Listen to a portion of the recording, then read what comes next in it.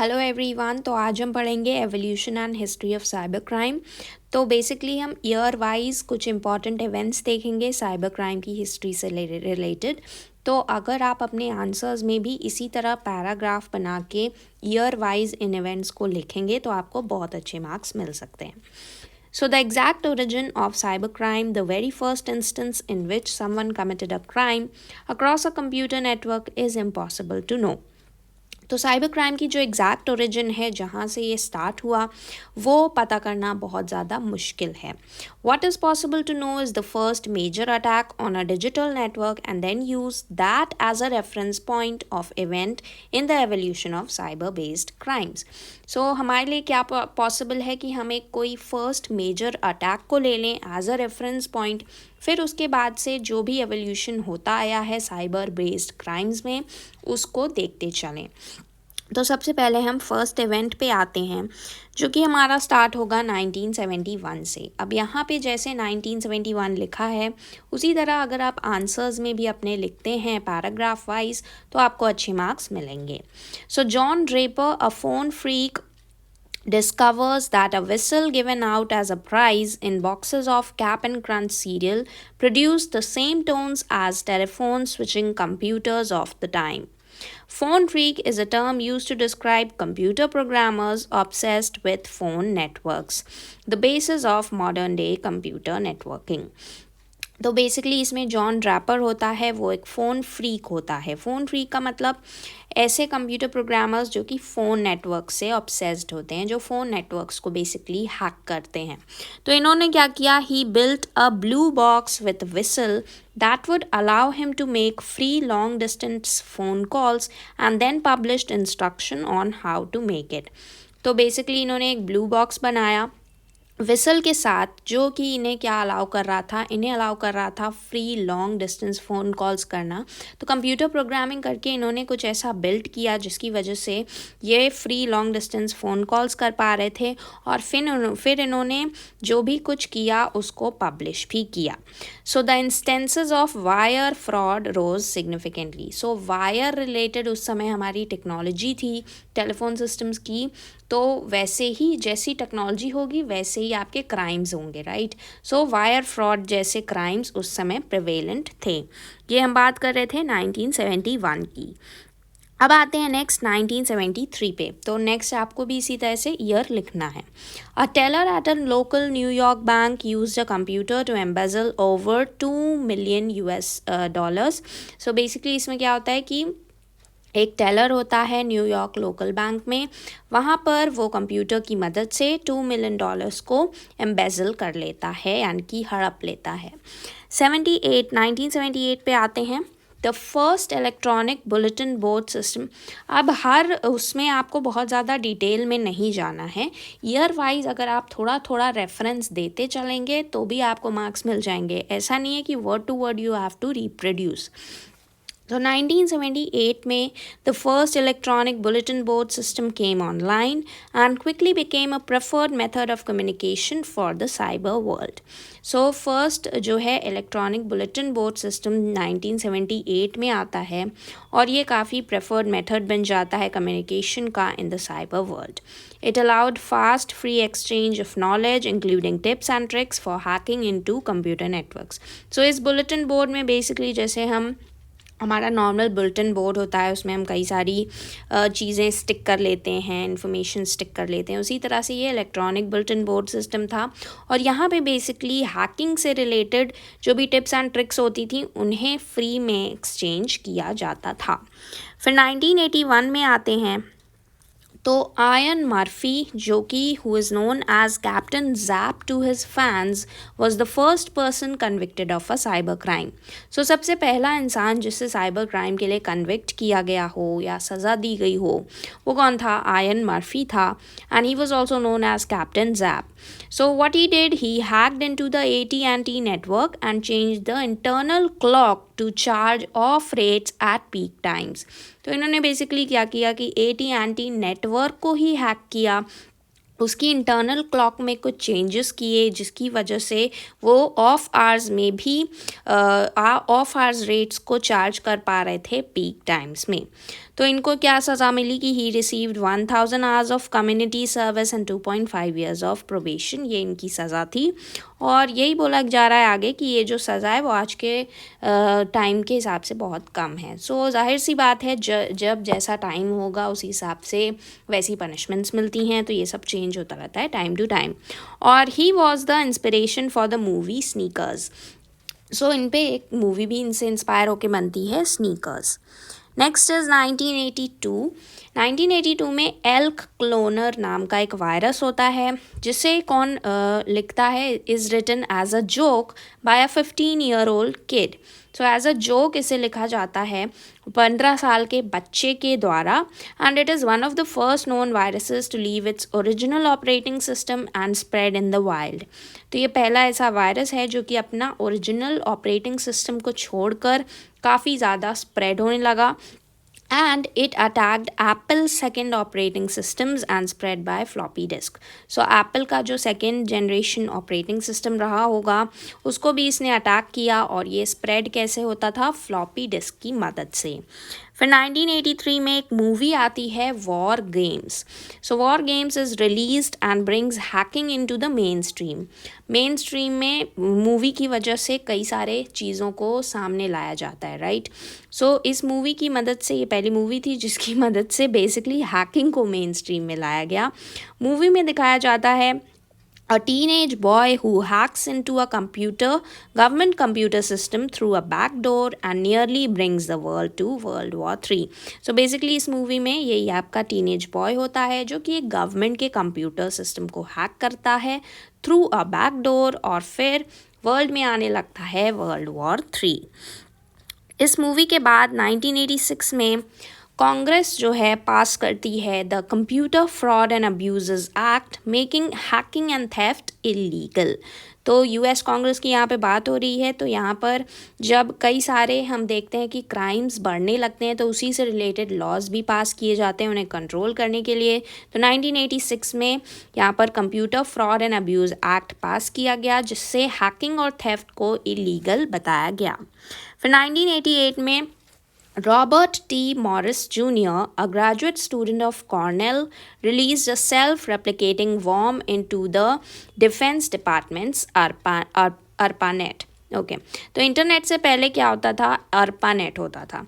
और तो बेसिकली इसमें क्या हुआ 88 में कि रॉबर्ट टी मॉरिस जूनियर एक ग्रेजुएट स्टूडेंट होता है कॉर्नल में, जो कि सेल्फ रेप्लिकेटिंग वॉर्म को इंट्रोड्यूस करता है, रिलीज़ करता है डिफेंस डिपार्टमेंट के ARPANET में। ARPANET is the precursor to the internet as we know it today.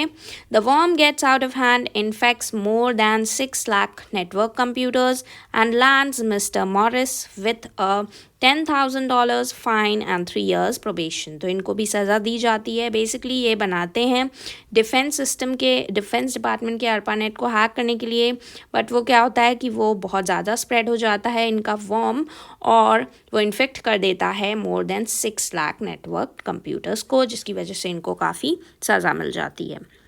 फिर 1989 में first large scale case of ransomware is reported. Ransomware का सबसे पहला लार्ज स्केल केस जो है वो आता है 1989 में। तो यहाँ पर क्या होता है, the virus posed as a quiz on the AIDS virus and once downloaded held computer data hostage for $500।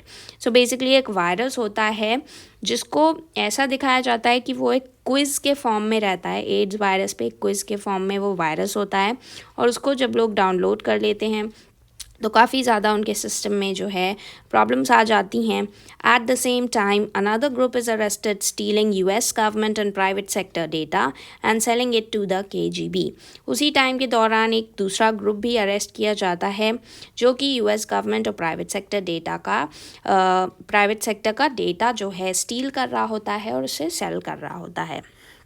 फिर 1990 में the Legion of Doom and Masters of Deception, two cyber-based gangs engage in online warfare। तो 2 cyber-based gangs होते हैं, Legion of Doom and Masters of Deception 1990 में।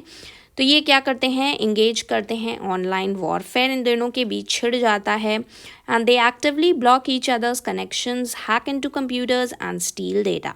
तो ये कई सारे कनेक्शंस को ब्लॉक करते हैं, आपस में ही एक दूसरे के कनेक्शंस को ब्लॉक करते हैं, कंप्यूटर्स को हैक करते हैं, स्टील करते हैं डेटा। वॉरफेयर, साइबर वॉरफेयर में यही सब होता है बेसिकली।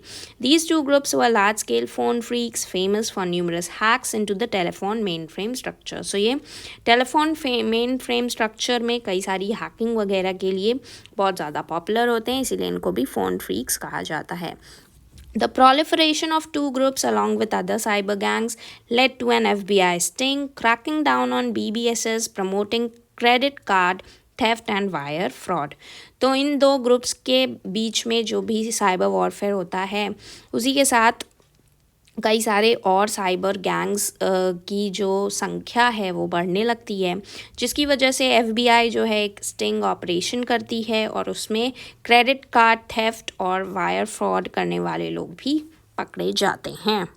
देन 1993 में Kevin Poulsen is caught and convicted for hacking into the phone systems. So Kevin Poulsen जो है वो फ़ोन सिस्टम हैक करते हैं 1993 में।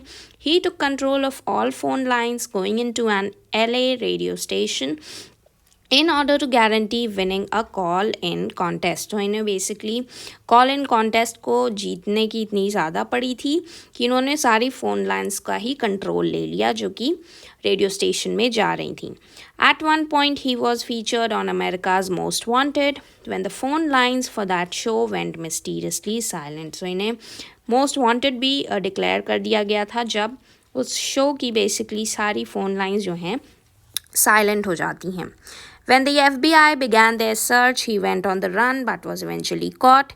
He was sentenced to 5 years in federal penitentiary and was the first to have a ban on internet use included in his sentence. तो ये पहले थे जिनके सेंटेंस में, जिनकी सज़ा में बेसिकली उनको ये भी सज़ा दी गई कि वो इंटरनेट यूज़ नहीं कर सकते। नेक्स्ट इज़ 1994 में आपका वर्ल्ड वाइड वेब लॉन्च होता है जो अलाउ करता है black hat hackers to move their product info from the old bulletin board systems to their very own website. तो अभी हमने पढ़ा था कि बुलेटिन बोर्ड सिस्टम्स भी आपके आते हैं, राइट। तो पहले बुलेटिन बोर्ड सिस्टम्स होते थे जहाँ पर लोग इन्फॉर्मेशन शेयर करते थे, लेकिन वर्ल्ड वाइड वेब के आ जाने के बाद जो ब्लैक हैट हैकर्स होते हैं वो अपने प्रोडक्ट की इन्फॉर्मेशन को बुलेटिन बोर्ड सिस्टम से उठा करके अपनी ही वेबसाइट पर डाल देते हैं। तो क्या होता है, इसको देखकर a student in the UK uses the information to hack into the Korea's nuclear programme.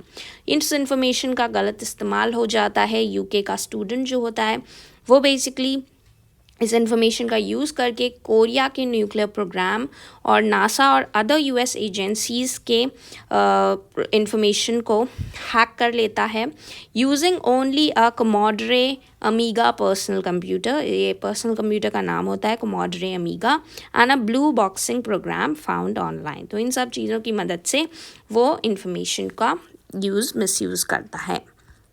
Then 1995 में मैक्रो वायरसेस आ जाते हैं। Macro viruses are viruses written in computer languages embedded with in applications. So macro viruses basically virus होते हैं जो कि computer language में लिखे होते हैं बट वो एप्लीकेशंस के अंदर एम्बेड कर दिए जाते हैं। These macros run when the application is opened such as word processing और spreadsheet documents and are an easy way to hackers to deliver malware। So basically जब ये एप्लीकेशंस आपके किसी भी सिस्टम में खोले जाते हैं, ओपन किए जाते हैं, जैसे कि वर्ड प्रोसेसिंग या फिर स्प्रेडशीट डॉक्यूमेंट्स में, तो ईजिली यहाँ से मालवेयर जो है आपके सिस्टम में आ जाता है। This is why opening unknown email attachments can be very risky. Macroviruses are still hard to detect and are a leading cause of computer infection. तो आज भी ये जो macroviruses होते हैं बहुत ज़्यादा हार्ड है इनको डिटेक्ट कर पाना। इसी वजह से जो भी unknown email attachments हैं उन्हें कभी भी खोलना नहीं चाहिए क्योंकि हो सकता है उनके साथ वायरसेस भी कनेक्टेड हों। 1996 में CIA Director John Deutsch testifies to Congress that foreign-based organized crime rings were actively trying to hack US government and corporate networks. सो 1996 में बेसिकली जो CIA के डायरेक्टर होते हैं वो कांग्रेस को बताते हैं कि जो foreign based organized crime rings हैं वो ट्राई कर रही थी US गवर्नमेंट को डेटा को हैक करने को और कई सारे कॉर्पोरेट नेटवर्क्स को भी. The US GAO announced that its files had been attacked by hackers at least 6,50,000 times and at least 60% of them were successful.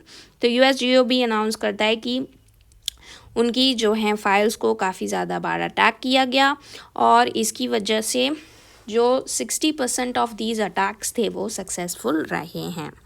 1997 में the FBI reports that over 85% of US companies had been hacked and most don't even know it. The Chaos Computer Club hack Quicken software and are able to make financial transfers without the bank or the account holder knowing about it. तो 97 में FBI जो है report करता है कि 85% of US companies हैं उनको hack किया जा चुका है एंड कईयों को तो इसके बारे में पता भी नहीं है. एंड केओस कंप्यूटर क्लब एक होता है वो क्या करता है क्विकन सॉफ्टवेयर को हैक करता है जिसकी वजह से वो फाइनेंशियल ट्रांसफ़र्स कर पाता है बिना बैंक अकाउंट होल्डर के जाने और बिना बैंक को भी पता नहीं चल पाता है. तो बैंक अकाउंट होल्डर भी नहीं जान पाता है और बैंक भी नहीं जान पाता है इन फाइनेंशियल ट्रांसफ़र्स के बारे में. तो कई सारे तरह के आपने देखा कि कैसे कैसे इवॉल्व होता जा रहा है साइबर क्राइम. फिर 1999 में the Melissa virus is release. It becomes the most virulent computer infection to date and results in one of the first conviction for someone using the malware. तो फिर मेलिसा वायरस आता है 99 में. ये भी एक तरह का मैक्रो वायरस होता है with the intention of taking over email accounts and sending out mass mailings. So basically ये ईमेल अकाउंट्स को हैक करने के लिए बनाया जाता है ताकि मास मेलिंग्स भेजे जा सकें, मास ईमेल्स भेजे जा सकें. Virus writer was accused of causing more than $80 million in damages to computer networks and sentenced to 5 years in prison. आप चाहें तो ये जो सेंटेंसेस दिए गए हैं चाहे तो मेंशन करें चाहे तो ना करें. Then 2000 में the number and types of online attacks grows exponentially. जैसे जैसे ईयर आगे बढ़ते हैं क्राइम और टेक्नोलॉजी भी उसी तरह से आगे बढ़ते हैं. Music retailer CD Universe is extorted for millions after its clients' credit card information was published online. तो एक CD रिटेलर म्यूज़िक रिटेलर होता है CD Universe जिसके कई सारे पैसे जो हैं ले लिए जाते हैं और इसके क्लाइंट्स के जो क्रेडिट कार्ड इन्फॉर्मेशन है उसे भी ऑनलाइन पब्लिश कर दिया जाता है. फिर डिनायल ऑफ सर्विस अटैक्स होते हैं against AOL, Yahoo, eBay, etc. Fake news causes shares of MLX stock to crash nearly 50%. तो MLX कंपनी होगी जिसके कई सारे स्टॉक्स होंगे, उसके बारे में फेक न्यूज़ फैला के क्या होता है कि उसके जो स्टॉक्स की वैल्यू है वो 50% क्रैश कर जाती है. The I love you virus spreads across the internet. Then President Clinton says he doesn't use email to talk with his daughter because the technology is insecure. अब इतनी सारे इंसिडेंट्स के चलते जो प्रेसिडेंट होते हैं वो कहते हैं कि वो ईमेल का इस्तेमाल नहीं कर रहे हैं अपनी डॉटर से बात करने के लिए क्योंकि उस समय टेक्नोलॉजी उन्हें सिक्योर नहीं लग रही होती है. 2002 में Shadow Crew's website is launch. Shadow Crew की वेबसाइट लॉन्च होती है. Website was a message board and forum for black hat hackers. Members could post, share and learn how to commit a multitude of cyber crimes and avoid capture. तो Shadow Crew की website जो है launch होती है 2002 में और website basically एक message board होती है और फोरम होती है ब्लैक हैट हैकर्स के लिए. तो इसमें जो मेंबर्स होते हैं वो शेयर करते हैं, पोस्ट करते हैं कैसे साइबर क्राइम्स को कमिट करना है और कैसे बचना है, सज़ा पाने से बचना है या पकड़े जाने से बचना है. The site lasted for 2 years before being shut down by the secret service. 28 people were arrested in the US and 6 other countries. Site जो है 2 साल के लिए चलती है, उसके बाद शट डाउन कर दी जाती है और इतने लोग अरेस्ट किए जाते हैं. 2003 में क्या होता है, SQL Slammer becomes the fastest spreading worm in the history. It infected SQL servers and created a denial of service attack which affected speeds across the internet for quite some time. तो SQL Slammer जो है basically बहुत fastest spreading एक worm होता है जो कि infect करता है SQL सर्वर्स को, इसीलिए इसका नाम भी SQL स्लैमर रखा गया है। और इसकी वजह से इंटरनेट स्पीड जो है काफ़ी ज़्यादा अफेक्ट हो जाती है। In terms of infection speed it spread across nearly 75,000 machines in under 10 minutes. तो काफ़ी जल्दी जल्दी ये स्प्रेड होता है। फिर लास्ट है 2007, the instances of hacking, data theft and malware infections skyrockets, number of records stolen, machines infected rise into millions। So कई सारे इंस्टेंसेस हो जाते हैं हैकिंग के, डेटा थेफ्ट के, malware इन्फेक्शंस के, और जो भी रिकॉर्ड्स स्टोल किए गए, मशीन्स इन्फेक्शंस हुए, वो उनका नंबर जो है मिलियंस में हो जाता है। अमाउंट ऑफ डैमेजेस जो कॉज हुए इन सब अटैक्स की वजह से वो बिलियंस में चला जाता है। The Chinese government is accused of hacking into US and other governmental services। तो 2007 तक का ही हम माइलस्टोन्स कवर करेंगे। आप चाहें तो यहाँ जो हमने किया 2000